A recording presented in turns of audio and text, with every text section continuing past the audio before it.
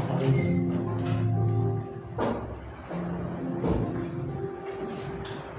Gusti kalau ngakeni pilih sumber pitulungan kaulon di kono fotokopi mawon alain kamur besar. Alain rumah Abraham, rumah sekalian, rumah Yakub. Di Allah kaulon hingga kalau tepat dengan saat Gusti kalau Yesus Kristus. Alain kamu tengah kenilarakan maka pun alain kami keadaan kita menikokakan kaulon. Sekalo ngan di pangan di foto alain kamu tentang rahayu anuan ini sama kawas kini paling kamu dari tengah-tengah kaulon awet saking itu lebih foto. Atau Gusti dan asmani pun Gusti Yesus Kristus kalau jatuh syukur pantuan masyarakat ibadahmu dan syukur tuh. Haleluya. Amin. Kalau betul benar.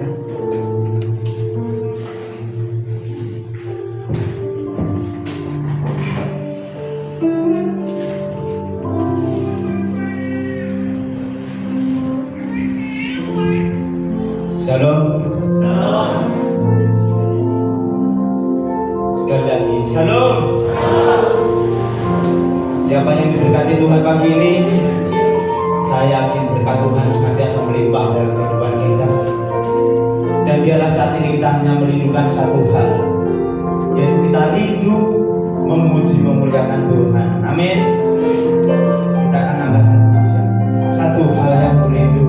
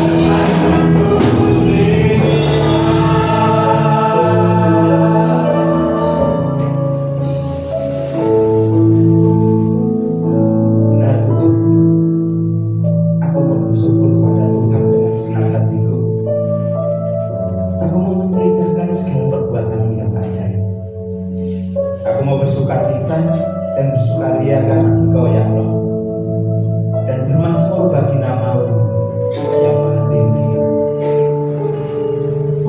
Haleluya. Benar Tuhan,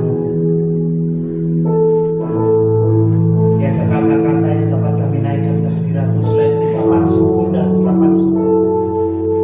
Sebab kami bersyukur buat kasih-Mu, buat anugerah-Mu, buat berkat-berkat-Mu, buat setiap pimpinan-Mu Tuhan dalam setiap kehidupan. Hanya puji dan syukur yang kami naikkan ke hadirat-Mu Tuhan, karena Engkau Allah yang baik dan teramat baik dalam hidup kami.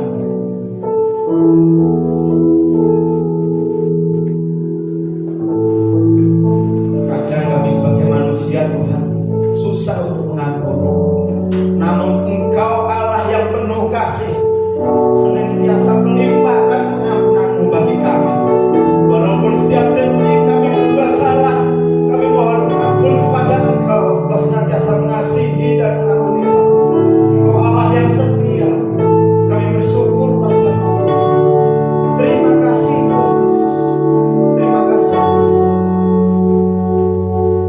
Jadikanlah kami, ubahkanlah hidup kami semakin serupa dengan Engkau ya Allah. Terima kasih Tuhan.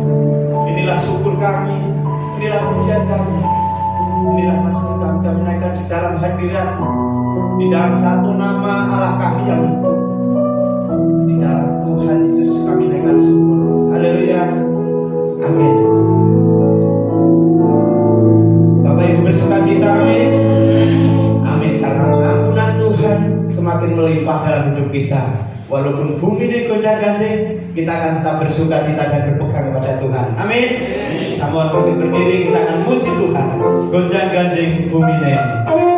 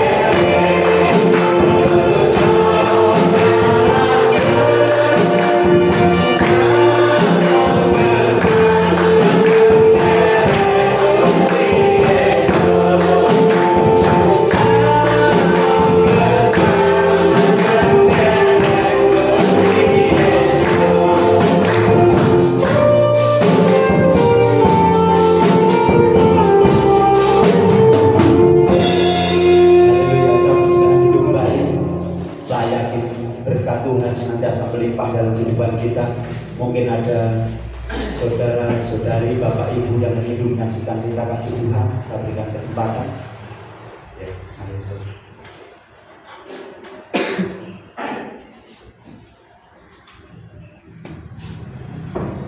Saya harap saksian kula ini nular kebetulan wonten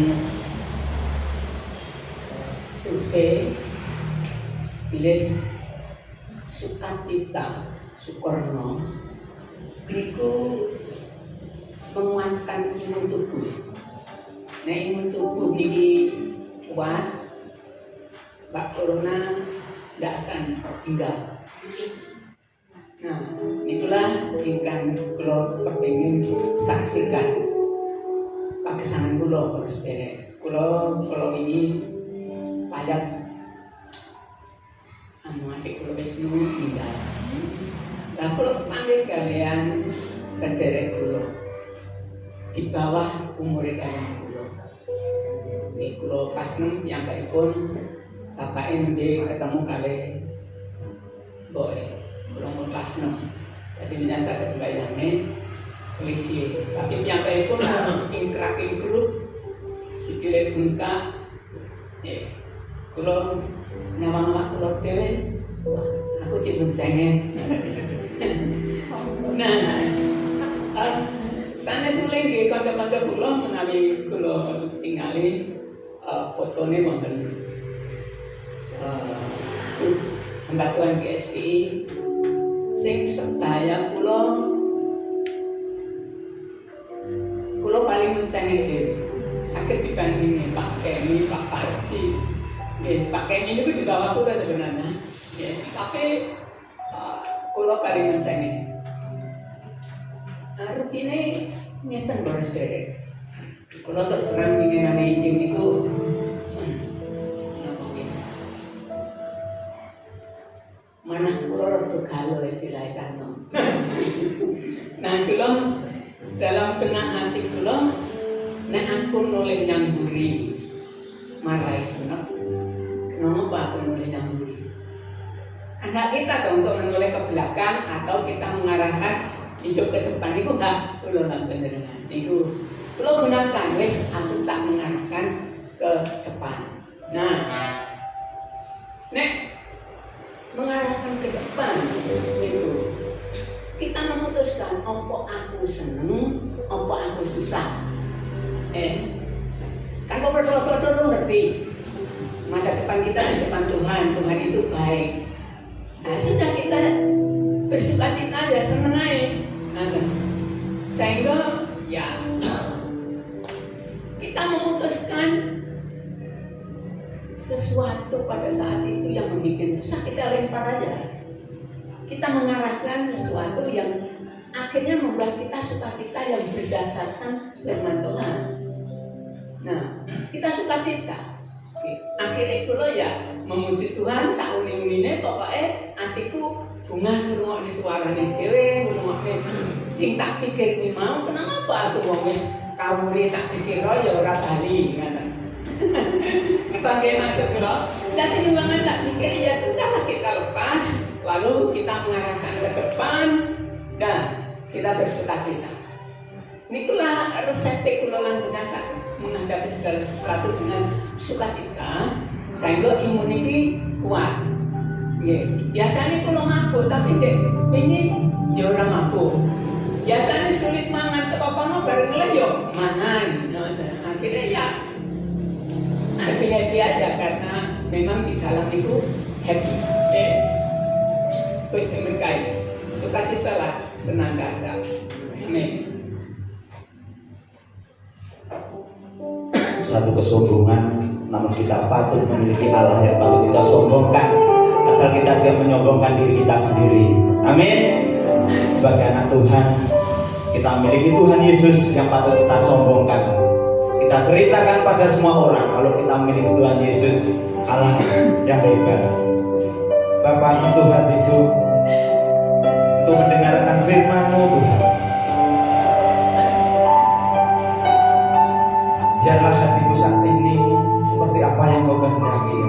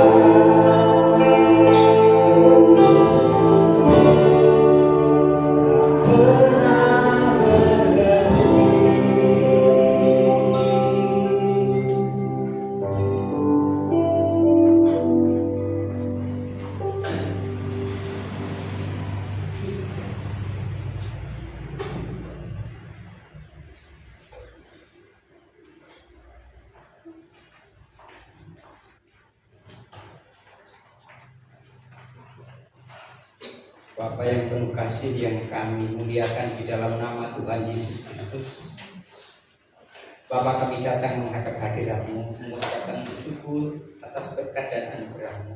Engkau telah memanggil kami, Engkau telah mengumpulkan kami pada hari ini.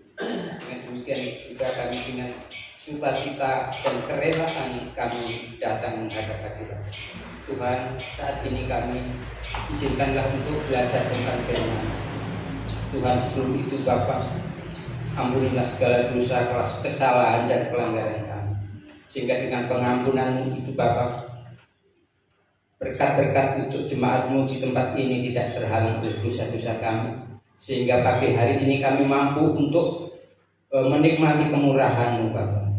Terima kasih Bapa, melalui sabda firman mampukan kami untuk melakukannya. Kami mengucap syukur pagi ini dalam nama Tuhan Yesus Kristus. Haleluya. Amin. Salam. Salam. Selamat pagi Bapak Ibu serta saudara sekalian yang dikasihi Tuhan. Pagi hari ini kita akan belajar firman Tuhan dari kitab Yosua.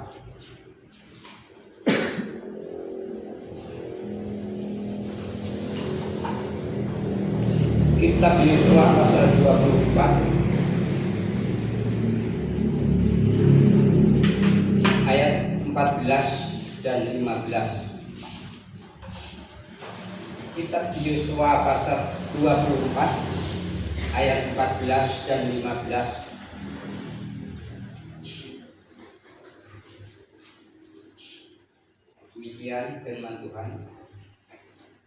Ayat 14. Oleh sebab itu takutlah akan Tuhan dan beribadahlah kepadanya dengan tulus ikhlas dan setia. Jauhkanlah Allah yang kepadanya nenek moyangmu telah beribadah di seberang sungai Efrat dan di Mesir, dan beribadahlah kepada Tuhan.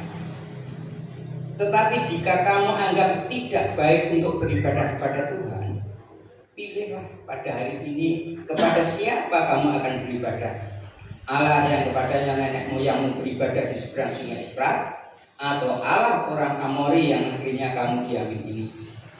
Tapi aku dan seisi rumahku, kami akan beribadah kepada Tuhan. Ayat ini terutama ayat yang terakhir. Tetapi aku dan seisi rumahku, kami akan beribadah kepada Tuhan. Ayat ini saya temukan tahun 1975, terutama ayat yang terakhir. Tetapi aku dan seisi rumahku, kami akan beribadah kepada Tuhan.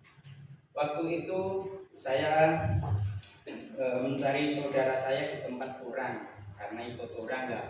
Saya masuk ke rumah itu, di dalam dinding tembok itu ada gambar tangan begini, dan di bawahnya ada tulisan.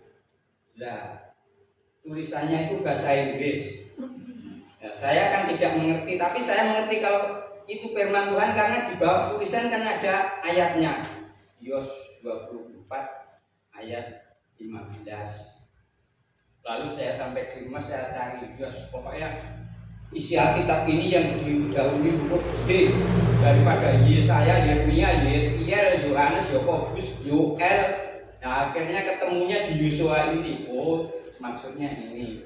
Lalu saya di rumah kontrakan, saya punya teman kontrakan itu pinter nulis dan pinter gambar. Saya suruh bikin begini, saya tuliskan di bawahnya, tetapi enggak bahasa Inggris karena saya lupa, karena saya enggak ingat ini bahasa Indonesianya begini. Inilah jadi ayat ini suatu ajaan, ataupun waktu itu setelah bangsa Israel keluar dari Mesir sampai tanah Kanaan, lalu Yosua ini membuat perjanjian, ya seperti pidato. Ya isinya ya ini tadi, kamu pertama ayat 14 supaya kita beribadah kepada Tuhan, tetapi kalau itu tidak baik bagi kamu, ya pilihlah mana Allah yang akan kamu sembah, tetapi aku dan seisi rumahku kami akan beribadah kepada. Soalnya apa? Soalnya Yosua ini adalah pelaku sejarah perjalanan dari Mesir sampai Kanaan. Dia mengetahui jatuh bangunnya iman bangsa Israel waktu itu. Sehingga setelah sampai di tanah perjanjian, mereka mengadakan perjanjian. Dengan anjuran Yosua ini kita mengetahui bahwa sebetulnya Allah itu tidak memaksa kita untuk percaya, untuk menyembah, untuk melayani. Allah itu memberikan kebebasan kepada manusia siapa yang akan kamu sembah. Meskipun Allah sudah mengeluarkan bangsa ini dari Mesir, menyeberangkan Laut Ibrani, mengasih makan selama perjalanan, tetapi Allah tidak memaksa umatnya untuk beribadah. Demikian juga Tuhan Yesus sudah mati di kayu salib untuk menebus dosa-dosa dunia. Tuhan Yesus pun tidak memaksa, tidak mengharuskan setiap orang percaya kepadanya. Tetapi bagi kita jemaat, Tuhan akan memilih seperti ayat yang terakhir, tetapi aku dan seisi rumahku kami akan beribadah kepadamu. Jadi ibadah kepada Tuhan itu menurut pengetahuan yang dianjurkan Yosua ini adalah suatu kerelaan, kebebasan. Kita memiliki kebebasan dan kerelaan untuk memuliakan Tuhan, karena memang Tuhan itu adalah Tuhan yang menciptakan kita, Tuhan yang mengaruniakan hidup kepada kita. Oleh karena itu kita tidak akan mengikuti Allah-Allah lain. Jadi di sini Yosua ini mengambil keputusan, mengambil dua alternatif, tetapi kita memilih satu di antara dua, yaitu beribadah kepada Allah orang lain apa kepada Tuhan. Nah, berarti pilihan kita adalah kita beribadah kepada Tuhan. Nah, kalau kita sudah beribadah kepada Tuhan, tentunya kita dengan keikhlasan melayani Tuhan, kerelaan melayani Tuhan. Kita sudah selama ini rela, punya kerelaan, memiliki kerelaan, keikhlasan dan kebebasan untuk melayani Tuhan. Karena di sini pengalaman Yosua ini sudah luar biasa mengenai iman Israel yang jatuh bangun dalam perjalanan. Sehingga mereka sekali lagi setelah Yosua ini tua, mengingatkan, dia memanggil tua-tua, dia memanggil seluruh jemaat, dan mereka mengajukan ataupun istilahnya seperti seorang pidato membuat perjanjian kepada siapa kamu harus beribadah. Ini sudah sampai pada tanah perjanjian. Allah tidak akan memaksa. Demikian juga ibarat dunia ini adalah perjalanan kita, seperti digambarkan bangsa Israel dari Mesir ke Kanaan. Semua orang tanpa kecuali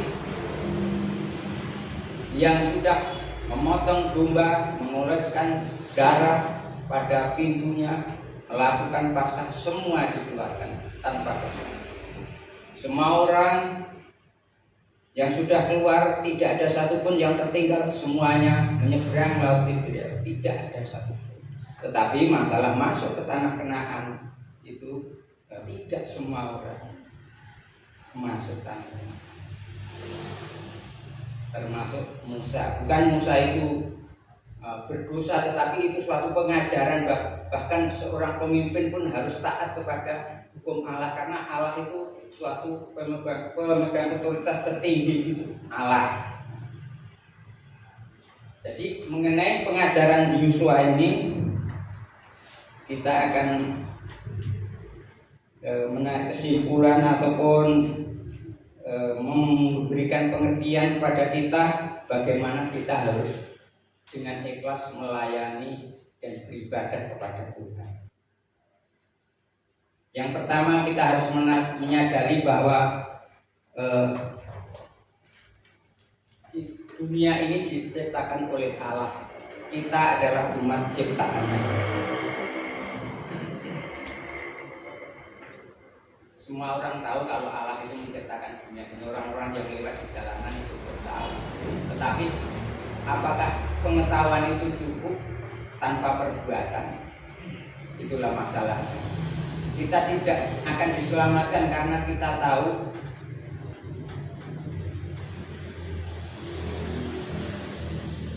Jadi kita harus menyadari bahwa dunia ini ada penciptanya yaitu Allah, dan Allah telah menciptakan kita dan segala sesuatu itu adalah di tangan Allah. Dunia ini adalah dunia seperti di padang gurun. Dunia ini bukan, kalau istilah lagu itu, dunia ini bukan panggung sandiwara. Kalau sandiwara itu semua kan berpura-pura. Ini pura-pura baik, pura-pura, tapi ada maunya. Semua ya politik. Dunia ini bukan panggung sandiwara. Dunia ini adalah dunia suatu perjuangan. Kita bukan berasal dari dunia ini. Itu pengajaran Tuhan Yesus. Doa Tuhan Yesus kepada Bapa tapi didengar oleh para murid. Kita bukan dari dunia ini. Kita dan Allah ada. Kita dengan Tuhan Yesus adalah satu. Seperti Tuhan Yesus dengan Bapanya adalah satu. Itu pengajaran doa Tuhan Yesus kepada Tuhan Allah Bapa. Yang kedua, menjauhkan diri dari keinginan daging. Ini sudah biasa, ini semua orang tahu sifat kedagingan itu ya, seperti itu. Sesuatu yang sulit untuk diatasi. Musuh terbesar bagi kita adalah diri kita sendiri. Kalau musuh terbesar itu apa, memuji setan yang kerja-kerja, kita berteriak biasanya hilang. Kita minta teman biasanya hilang. Tetapi kalau diri kita sendiri ini sulit untuk ditaklukkan. Jadi masalah besar bagi kita sering muncul dari ego ataupun dari diri kita sendiri. Perjalanan Israel dari Mesir ke Kanaan itu menggambarkan dunia ini, dunia kita yang kita jalani ini. Orang Israel itu umat Allah. Seluruh dunia waktu itu mengerti itu umat Allah.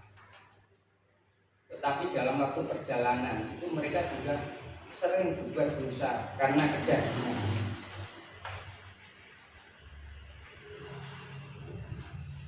Dalam kitab Bilangan pasal 15 itu ada pemberontakan. Korah, Datan, dan Abidan. Mereka itu orang-orang terkemuka. Mereka itu sebetulnya orang yang dianggap orang rohani karena Korah itu anak keturunan Lewi, sehingga mereka seharusnya mungkin menjabat sebagai imam. Lalu Datan dan Abidan itu anak Rubin. Rubin itu anak pertama. Jadi seluruh jagang cincin itu memanggil Datan dan Abidan itu Pak D. Kalau orang tua yang kakak. Jadi mereka mungkin budaya sana juga dihormati kalau orang tua. Tetapi karena sifat kedagingannya itu sehingga dia memberontak. Ingin menggantikan kedudukan Musa. Akhirnya apa? Tuhan memberikan hukuman. Jadi kalau kita bebas dan dengan kerelaan melayani Tuhan, itu akan mendapatkan berkat Tetapi kalau tidak itu juga Tuhan tidak bisa dipaksa untuk mengalihkan murkanya, tetap ada hasilnya ya ini. Itulah sifat kedagingan itu, meskipun umat Allah itu setiap hari mereka menerima dari Tuhan suatu mukjizat, makanan, minuman dan lain sebagainya, bahkan daging pun di tengah padang belantara itu Tuhan datangkan burung puyuh. Saya pernah membaca artikel itu, mungkin seorang ahli matematika. Jadi umat Allah itu diperkirakan sekitar 2 jutaan itu kalau berjalan bersama itu lebarnya berapa kilo, terus laut Tiberia yang dibelah itu berapa kilo lebarnya, sehingga orang itu dalam kecepatan orang jalan bisa sekian jam, lalu membutuhkan kayu bakar berapa, atau mereka itu masak apa enggak, datangnya dari mana, terus kalau kayu itu dimomotkan dalam gerbong itu berapa panjangnya gerbong itu, lalu berapa ribu galon air yang harus diminum kalau dimuatkan dalam kereta, berapa gerbong. Nah, itu ahli matematika. Tetapi itu pun mereka memuatkan diri mereka bahwa Allah itu sungguh luar biasa. Jadi kita intinya, kita tidak bisa matematika, kita hanya bisa memuji Tuhan bahwa Allah itu luar biasa, Allah itu mencukupi segala sesuatu. Sehingga juga pendapat ahli matematika itu juga kita hargai, karena mereka ingin mengetahui, ingin menguatkan pada para pembaca bahwa Tuhan itu luar biasa. Berkat Allah luar biasa. Apapun yang tak pernah kita pikirkan itu selalu Tuhan mencukupi. Lalu juga ada pemberontakan lain, yaitu waktu Israel ini mengutus pengintai, 12 pengintai, lalu pengintai ini pulang. Lalu mereka menceritakan, yang 10 ini menceritakan, sebetulnya ya benar yang mereka ceritakan. Oh, di sana dunia melimpah dengan susu dan madu, tetapi orangnya itu orang-orang kuat, tidak mungkin untuk mengalahkannya. Ya, berita yang baik ini, benar ini, kalau ya tidak dengan hikmat diceritakan kan bahaya ini, karena ya memang benar. Orang-orang Israel akhirnya menangis, mau mengangkat pemimpin untuk kembali ke Mesir. Yang pertama, angkat pemimpin untuk kembali ke Mesir. Kita sering ingin kembali ke Mesir karena ya sifat kedagingan, ingin kembali ke Mesir. Ya, sehingga inilah hukuman Allah terjadi. Mereka juga orang yang setiap hari menerima kemurahan Allah melalui mukjizat-mukjizat, tetapi mereka tetap ada sifat kedagingan itu masih melekat kepada orang-orang percaya. Ini umat Allah. Demikian juga dalam hidup kita harus waspada, kita harus hati-hati dalam sikap kita berjaga-jaga. Ini memang Israel ini suatu ahlinya di bidang intelijen, pengintai mereka bisa masuk ke sana 12. Yang menguatkan cuma 2 orang, yaitu Yosua dan Kaleb. Mereka menguatkan, tetapi mereka pun tidak digubris karena kedagingan mereka. Mereka merasa susah, kecewa, nelongso karena ya mereka terpukul oleh omongan orang banyak. Orang ke-10 yang memberitakan bahwa orangnya kuat, ada orang raksasa, ada orang namanya orang raksasa, orang Enak, ada Amori, ada suku macam-macam. Mereka kuat-kuat, tidak mungkin kita bisa melawan mereka. Sehingga mereka teringat akan Mesir kembali. Sifat kedagingan itu sering ada di dalam kehidupan kita. Mari kita dalam hal berjaga-jaga kita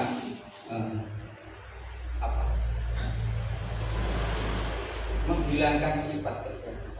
Tuhan tidak hanya memanggil kita sebagai kita ini sebagai seorang yang yang moralis, yang berakhlak tinggi di hadapan manusia, tetapi Allah menghendaki kita tidak bercacat celah, kita memiliki kekudusan di hadapan. Ya, dengan jalan menyerahkan diri pada Tuhan dan dengan sukarela, dengan kebebasan melayani Tuhan, itulah salah satu jalan untuk kita mencapai. Tetapi sebetulnya kita sendiri itu tidak kudus. Tetapi karena Tuhan mengkuduskan bagi kita, itu kita menjadi kudus. Tuhan menebus dosa kita, membenarkan kita dengan perantara Tuhan Yesus Kristus. Yang ketiga adalah memanfaatkan waktu. Nah, ini memanfaatkan waktu. Memanfaatkan waktu. Kita sering tertunda-tunda dalam memanfaatkan waktu.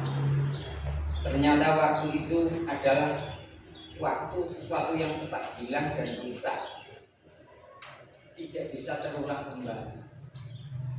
Tidak terasa ini sudah November, nanti Desember tahun baru, tahun 2021. Waktu. Saya sendiri menyadari hal itu, bahwa waktu itu sering tertunda.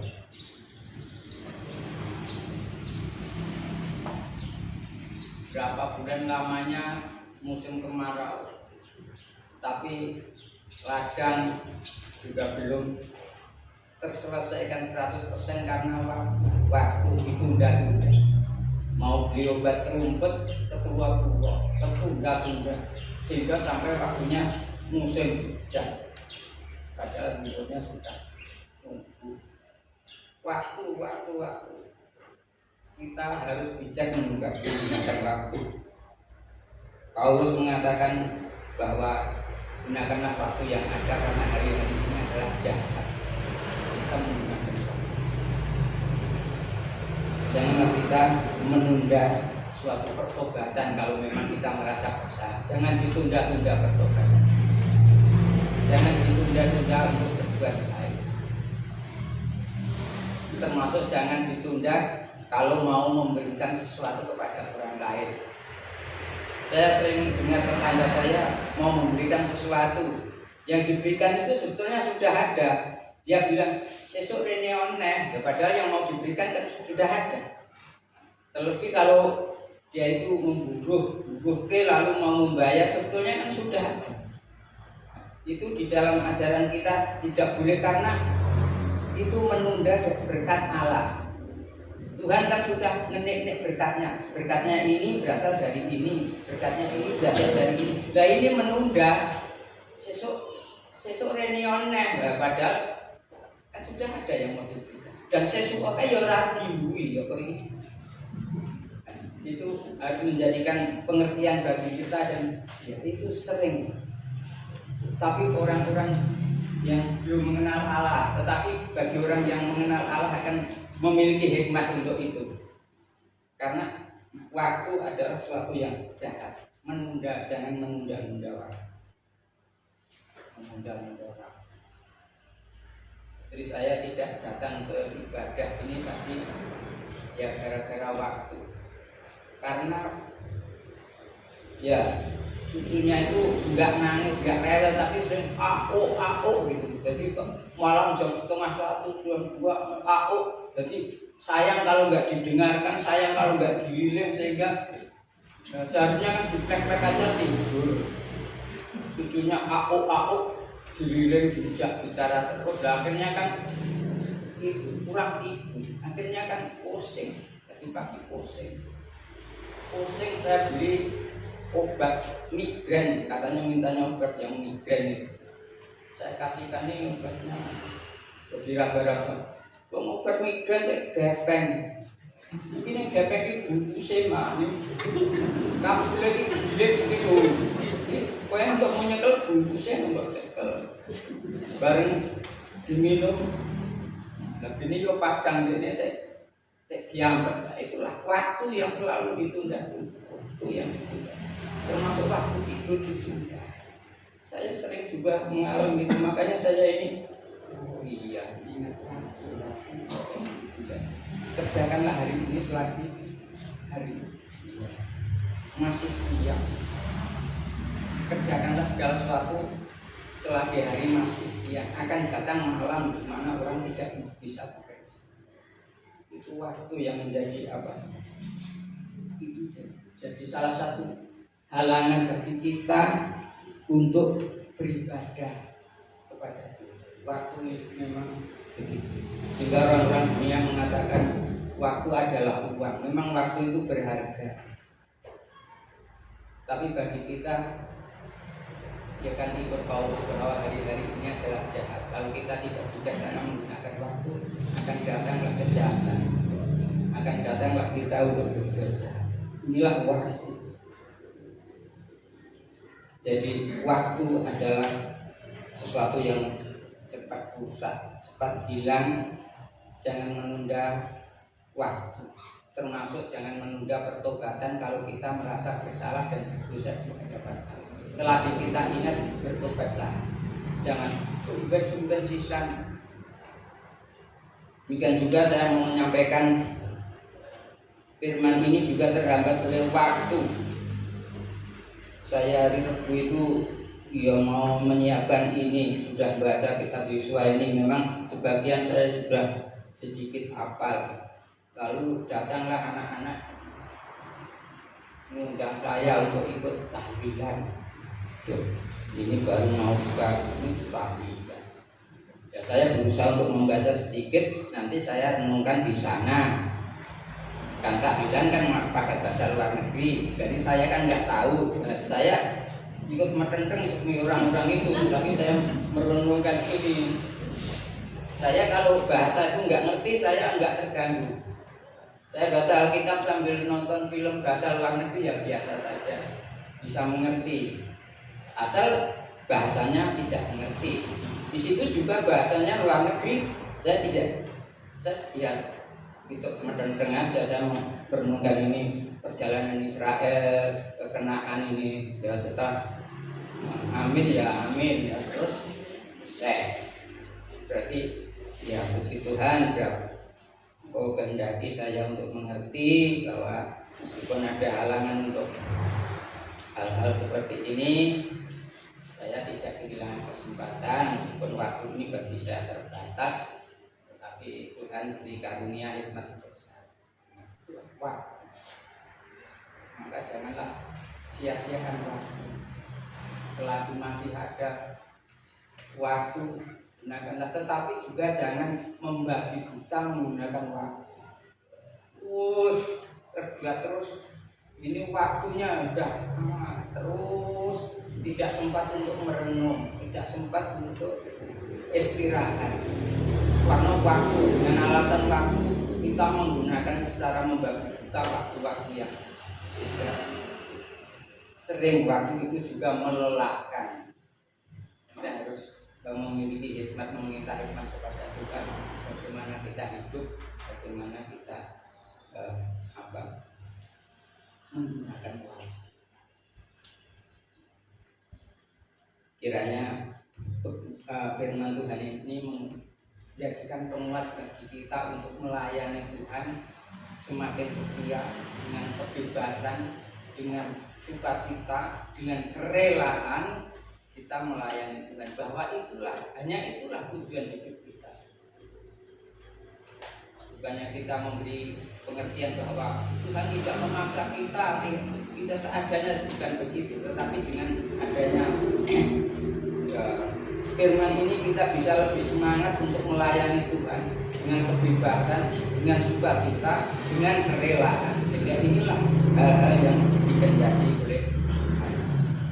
Kiranya firman ini menjadikan pengertian bagi kita, dan pengertian akan menumbuhkan iman kita di dalam kita melayani Tuhan dengan kerelaan dan sukacita. Tuhan memberkati. Amin. Mari kita berdoa. Bapa, kami mengucap syukur atas firman-Mu pada pagi hari ini. kami menyampaikan secara tidak sempurna, tetapi kuasa Roh Kudus-Mu akan menyempurnakan firman-Mu ini di dalam setiap hati jemaat-Mu di tempat ini, sehingga tidak ada satupun jemaat-Mu yang mendengar firman ini yang tidak diubah dan tidak diberkati oleh Tuhan. Semuanya diubah dan diberkati oleh Tuhan dan pulang dengan sukacita. Terima kasih Bapa, mampukanlah kami, berilah kami kekuatan untuk melayani Engkau dengan sukarela, dengan kebebasan, dengan keikhlasan, kerelaan, sehingga kami mampu melakukan segala kehendak-Mu, karena itulah yang Kau kehendaki setiap orang yang percaya kepada-Mu. Terima kasih Bapa, terima kasih. Dengan demikian kami dalam kehidupan kami mampu untuk menikmati segala kemurahan. Terima kasih Bapa, terima kasih. Kami terima dengan rasa syukur firman-Mu pagi ini dalam nama Tuhan Yesus Kristus. Haleluya. Semoga kita memberikan Tuhan. Bapak, kami semua mengucapkan syukur untuk pemimpinan lagu ini. Kami bersyukur untuk hadirat. Kami bersyukur untuk firman. Kami bersyukur untuk karya dalam hidup kami, melalui kami. Terima kasih Bapak, terima kasih. Kami bersyukur untuk Bapak yang baik mendengar semua permohonan-permohonan kami. Engkau akan memberikan yang terbaik bagi kami, yang kehendak-Mu itu yang jadi dalam hidup kami. Terima kasih Bapak, terima kasih. Saudara yang dikasih Tuhan, kedatangan terimalah berkat ini dengan iman. Pulanglah saudara. Bapa di surga memberkati engkau dengan damai sejahtera melampaui akal budi. Tuhan Yesus mengasihi saudara tanpa batas. Roh Kudus membimbing saudara, memberikan kuasa kepada saudara, sehingga saudara akan menjadi pemenang dalam kehidupan ini. Karena saudara akan dijadikan garam dan terang di mana saudara berada. Di dalam Tuhan Yesus Kristus Allah memberkati saudara. Haleluya. Yang telah diberkati katakan amin. Bapak terima kasih. Shalom.